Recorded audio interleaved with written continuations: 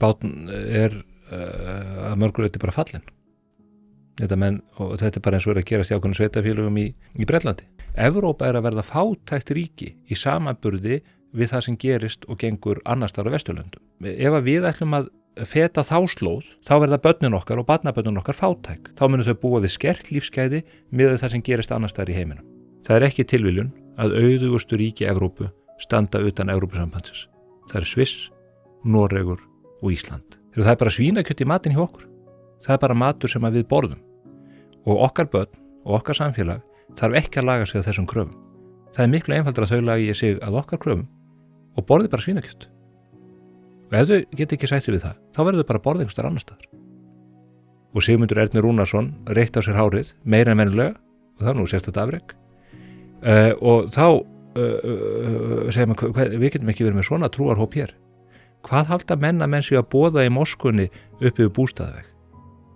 Þar er þetta þó, í kaþólsku kirkjunni er það þannig að menn viðurkenna að það séu guðslög og mannanalög. Í Íslam er aðeins ein lín í þessu. Það eru bara guðslög. Menn gera engan greinarmun þar á milli. Og þegar við erum að ræða viðhorf múslima til okkar samfélags og heimsins, að þá getum við ekki sett okkur í spor þessa fólks. Þau horfa á heiminn, þau hugsa heiminn á allt annan hátt en við. Þetta eru bara ósamrýmanlegir heimar og þetta er bara eitt dæmi af mörgum og þetta er hlutur sem maður má ekki segja og nú verð ég kallaður rasisti og ógeða af öllu þessu fólki, en þetta blasir við.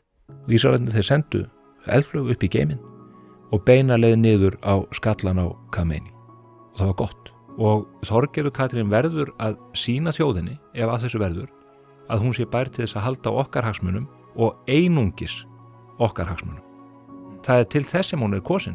Hún er ekki kosin til þess að gæta hagsmuna Ítalíu, Grikkja, Ungverja, Pólverja, Eista, Letta, Litáa, Finna eða Svíða Dan.